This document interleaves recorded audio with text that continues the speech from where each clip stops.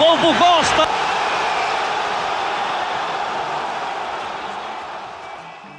Sejam bem-vindos e bem-vindas ao EDESH que o povo gosta, o podcast do Grupo Impress sobre o maior torneio de futebol do planeta. Eu sou o Júlio César e neste segundo episódio trouxemos uma marca para comemorar e muito. Falta um ano para o início da Copa do Mundo Feminina, que acontece aqui no Brasil. Por isso, a gente procurou o Pedro Tavares para conferir como o time de dados e estratégia já está de olho no assunto e o que podemos esperar do maior torneio de futebol feminino do mundo. O que nós estamos vivendo agora com a Copa Masculina é um laboratório meio que em tempo real, e isso é muito valioso, porque a gente consegue ver, através dos dados, o que de fato move o brasileiro quando o assunto é futebol. Uma coisa que a gente percebeu logo de cara é que o nosso monitoramento da Copa Feminina vai ter uma dinâmica um tanto quanto diferente, porque enquanto na Copa Masculina, principalmente por ela já estar acontecendo, os picos de conversa são quase todos relacionados às partidas. Então, desde a transmissão ao vivo, os resultados, os lances, é muito volume, muito rápido. Para a Copa Feminina, a gente vai trabalhar de uma conversa mais contínua e construída ao longo do tempo, antes mesmo do início do campeonato. E isso é pura oportunidade, né? Porque significa que as narrativas elas acabam tendo mais fôlego e mais profundidade. Uma publicação sobre a Marta, por exemplo, ela não precisa de um jogo acontecendo para engajar. A gente viu isso na nossa análise. A Marta aparece em 44% das publicações sobre o futebol feminino que monitoramos durante a Copa Masculina. E isso acaba concentrando 75% das interações sozinha, sem jogar e sem a Copa Feminina estar acontecendo ainda. Então, o que muda no monitoramento? Principalmente o ritmo, né? Então, a gente vai precisar mapear os picos, não só de partidas, mas de memória, de histórico, reivindicações e até mesmo de reconhecimento. E o dado que a gente já tem já indica que esses picos existem e são poderosos. Então a Copa Feminina no Brasil em 2027 vai ter justamente um ingrediente especial, o torneio jogado em casa. Isso cria uma narrativa que vai muito além dos resultados que vão estar acontecendo em campo. E a gente já consegue ver os rastros disso nas redes hoje. E como somos bem curiosos, fomos conferir com a organização do evento como estão os preparativos para o torneio. Quem conta pra gente por WhatsApp é a Mariana Escalzo, Head de Comunicação e Relacionamento com a Mídia da Copa do Mundo Feminina FIFA 2027.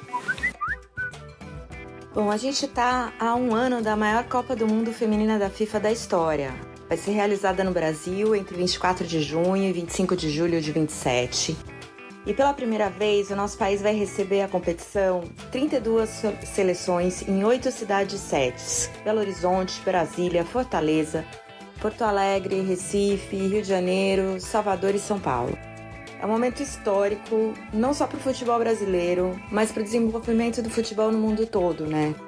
São 32 seleções de altíssimo nível. Por isso, a gente quis que essa contagem regressiva fosse muito mais do que uma celebração simbólica. A ideia de fazer com que o Brasil inteiro participasse desse momento. Ao longo do dia, nas 8 cidades-sede, a gente inaugurou murais artísticos que ficam de legado, iluminação de movimentos, a gente fez ações comunitárias e esportivas realizadas em parcerias com os governos estaduais e municipais, projetos sociais, ativação com parceiros de mídia e criadores de conteúdo. Nesse mesmo tempo, em Miami, aproveitando o jogo Brasil e Escócia e aproveitando principalmente a presença da imprensa brasileira, a gente promoveu um encontro com os veículos de comunicação no Museu da FIFA para ampliar essa conversa sobre legado, a preparação para 27, e a gente também fez algumas ativações durante o jogo Brasil e Escócia. No fundo, todas essas iniciativas têm um mesmo objetivo: mostrar que a Copa do Mundo Feminina FIFA já começou, não começa só o ano que vem, a gente já tá nela, e agora a gente tem as cidades todas mobilizadas, as meninas encontrando novas referências, as comunidades se apropriando desse evento, um país inteiro que começa a se preparar. O país do futebol começa a se preparar já para uma nova Copa. Então, a ideia era fazer um convite para essa jornada. A gente conseguir mobilizar e sensibilizar as pessoas. E eu acho que foi um golaço conseguir fazer tudo isso acontecer ao mesmo tempo. A gente tomou os telejornais pelo Brasil inteiro, durante toda a manhã, conseguiu aproveitar essa janela de oportunidade, jogando muita informação, engajamento, encantamento. Então acho que foi uma ação muito, muito vitoriosa e o importante pra gente é conseguir mapear tudo isso. Assim como a seleção brasileira feminina, o Brand Entertainment vem forte nessa Copa de 2027. E a Fernanda Menegotto, cofundadora da V-Brand, conta pra gente o que ele é e como as marcas podem usá-lo na Copa aqui no Brasil. Branded Content é a marca comprando espaço dentro de um conteúdo que já existe, com aquele prazo de validade, né? Dentro de uma janela de campanha, 30, 60 dias. Acabou a campanha, acabou o conteúdo. Brand Entertainment é diferente, a marca constrói propriedade intelectual, ela coproduz o ativo cultural, né, com um roteiro, personagem, que continua existindo depois que a campanha termina, né? Ele se multiplica por outras janelas de exibição, ele perpetua essa conversa. Do Branded Content, a gente aluga a atenção. No outro, você é dono dessa história e, né, ocupa esse território. Eu falo isso de dentro do negócio, né? Eu lidero a V-Brand há quase 14 anos, estruturando de fato esse tipo de IP para marcas né, globais. E é por isso que a Copa do Mundo feminina é um case tão evidente. A maioria das marcas só vai pensar ali em uma história, né, da seleção brasileira, da preparação, da torcida. Ela é importante, óbvio, mas se a marca só olhar para esse ângulo, ela vai disputar atenção com todo mundo fazendo a mesma coisa, né? Inclusive até a própria cobertura jornalística. A oportunidade real está em multiplicar e aprofundar essas histórias. Tem quem treina sem patrocínio há anos e vai jogar Copa em casa, por exemplo. Tem o fenômeno de torcida feminina que o Brasil em 27 ainda não viu documentado. É um clube gigante, né? Uma comunidade gigante. Tem o universo dos creators, que para mim aqui é o mais subestimado de todos. Os criadores que já têm comunidade formada em torno do futebol feminino, as criadoras, né?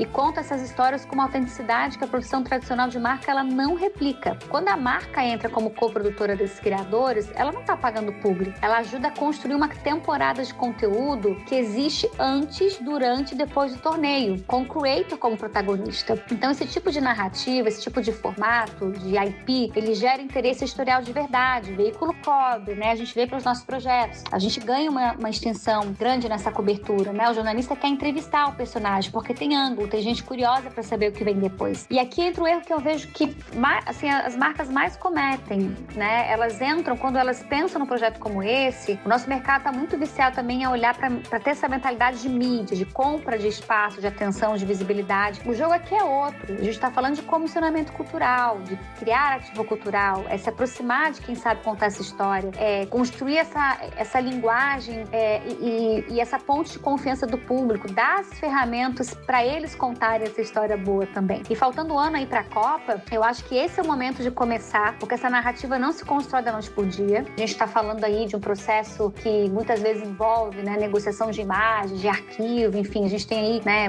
os múltiplos stakeholders na história, como o projeto vai ser um bom ativo para a audiência, para o veículo, para a marca, do ponto de vista reputacional, né, do ponto de vista de produção independente, como isso vai ter ali, né, vai ter a abordagem inédita. Então, a minha provocação é simples, não pensem em quantos segundos de exposição vocês vão ter durante o jogo, né? Vamos pensar além das placas de campo. Pensem quantas histórias diferentes vocês conseguem contar, né, nesse um ano antes dele começar e criar uma ponte muito consistente com o público. Um evento desse tamanho, obviamente, tem um olhar próximo das marcas. E a gente chamou a Cibele Anjos, diretora do Grupo Impress, para contar como o Brand PR pode entrar em campo na Copa do Mundo Feminina.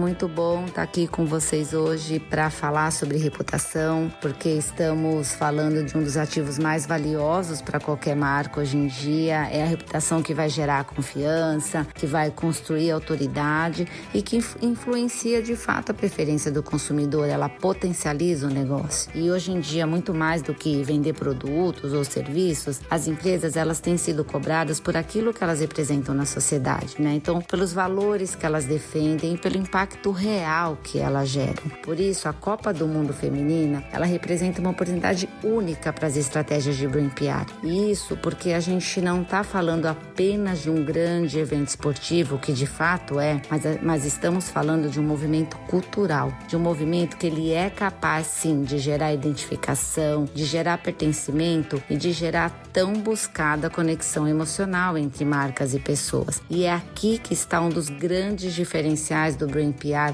para este campeonato, porque não basta estar presente ali, muito pelo contrário, é preciso construir histórias relevantes, é preciso construir histórias que as pessoas queiram ouvir, gerar conversas que sejam autênticas e criar iniciativas que façam sentido para as pessoas. E o futebol feminino hoje, ele oferece um território muito rico para isso, porque ele conecta temas que já estão no centro das expectativas da sociedade. E aqui estamos falando de igualdade de gênero, de inclusão, de diversidade, de representatividade, de bem-estar, da transformação social por meio do esporte, da coletividade. E nós temos um ano até o campeonato, né? Embora pareça muito tempo, não é, porque para a reputação a gente precisa de consistência e continuidade. Então as marcas que começarem a apostar agora, elas vão ter a oportunidade de desenvolver plataformas super consistentes de comunicação e elas conseguem construir narrativas que evoluam até o início da competição. Porque a grande oportunidade, de fato, aqui, ela não está apenas em se associar a sua marca a um evento que vai ter sim uma grande visibilidade, mas em conectá-las às conversas e transformações que esse evento representa, o legado que esse evento vai deixar, porque a reputação, ela se constrói pelas histórias que as pessoas contam sobre sua marca e não apenas sobre aquilo que você fala sobre sua marca. E a Copa do Mundo Feminina oferece um cenário único para que essas histórias sejam relevantes, sejam autênticas e sejam duradouras. E é com o apito do juiz que a gente encerra o segundo episódio do É Dash que o povo gosta. Quer acompanhar diariamente os números e análises do nosso time? Então assina agora a newsletter do Dash, no link que está aqui na descrição, e leia sobre o maior torneio de futebol do mundo, quase como se estivesse dentro de campo. Semana que vem a gente está de volta. Até o próximo bate-bola.